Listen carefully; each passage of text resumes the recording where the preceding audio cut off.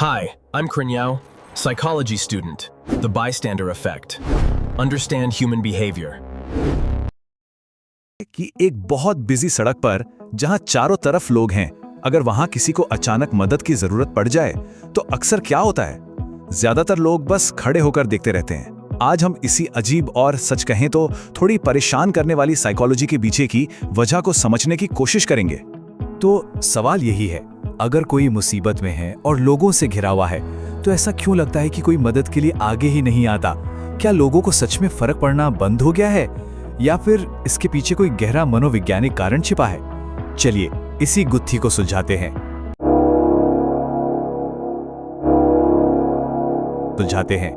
इस पूरे सवाल की जड़ें एक असल जिंदगी की बहुत ही दर्दनाक घटना में छिपी हैं। एक ऐसी घटना जिसने दुनिया को रुककर सोचने पर मजबूर कर दिया। ये कहानी है किटी जेनोवीज की। कोई है?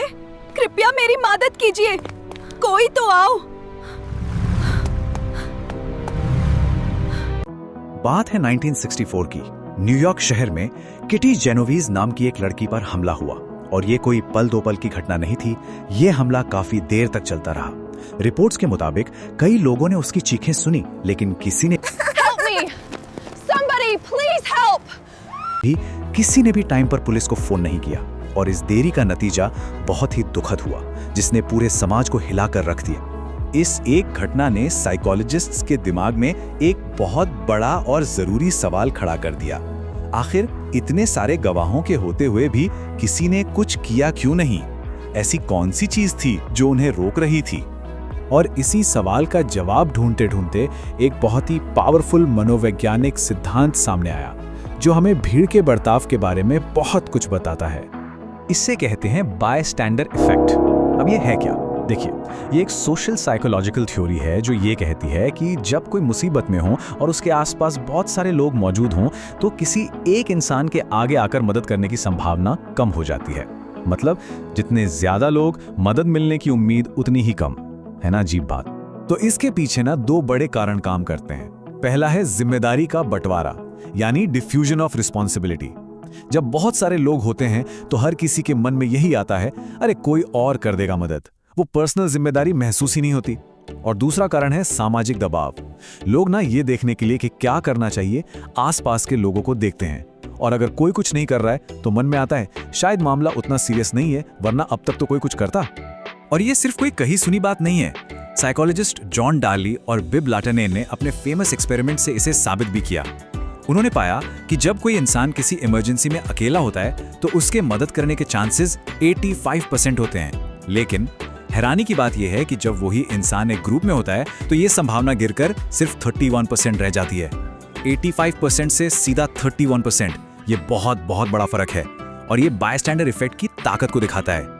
अच्छा, इसका एक बहुत ही सिंपल सा उदाहरण हम सबने अपनी जिंदगी में देखा है।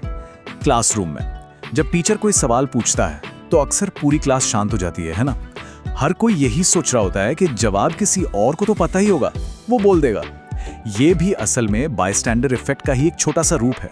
तो अब सबसे जरूरी सवाल ये उठता है कि अगर ये चीज इतनी पावरफुल है तो क्या इसे तोड़ा जा सकता है? तो अच्छी खबर ये है कि हाँ, बिल्कुल तोड़ा जा सकता है और इसका समाधान बहुत ही सीधा और असरदार है। इस इफेक्ट को तोड़ने के लिए बस दो आसान से स्टेप्स हैं। पहला, भीड़ में से किसी एक इंसान को चुनिए, सीधा आई कांटेक्ट बनाकर या उसकी तरफ इशारा करके। इससे वो जिम्मेदारी का बंटवारा वाला खेल ही खत्म हो जाता है। और दूसरा स्टेप, उस इंसान को एक साफ कमांड दीजिए। उसे बिल्कुल क्लियर बताइए कि उसे करना क्या है। जैसे सिर्फ ये चिल्लाने की बजाय कि कोई मदद करो, ज्यादा असरदार ये कहना है, आप जो नीली शर्ट में हैं, प्लीज मदद के लिए फोन करिए। ये निर्देश एकदम सीधा है, पर्सनल है और एक्शन लिए जाने के चांसेस को तुरंत बढ़ा देता है। तो आखिर में हमें ये समझना होगा कि हीरो बनना या किसी की मदद करना कोई बहुत असाधारण या मुश्किल काम नहीं है। कभी कभी हीरो बनने के लिए बस एक कदम आगे बढ़ाना ही काफी होता है। बायस्टैंडर इफेक्ट एक ताकतवर सामाजिक फोर्स है, इसमें कोई शक नहीं। लेकिन थोड़ी सी जागरूकता और एक सही फैसले से इसे हराया जा सकता है। तो अगली बार जब ऐसी कोई स्थिति सामने आए तो ये याद रखना कि अगर एक इंसान ने एक्शन नहीं लिया तो शायद कोई भी नहीं लेगा। वो एक कदम किसी की जिंदगी बदल सकता है। एक और खबर शहर की सड़कों से, भीड़ बनी बेरंग, हर चेहरा पत्थर, जिम्मेदारी का बंटवारा सबसे बड़ा डर। किटी जेनोवीज एक चीख हवा में खो गई, 100 आंखों के सामने इंसानियत सो गई, पर हर एक निगाह में एक फैसला छिपा है, खामोशी तोड़ने का वक्त अब आ गया है। तो आओ इस शोर में अपनी आवाज मिलाएं, क्योंकि पहल हमसे ही है इस अनजान जमीन पर।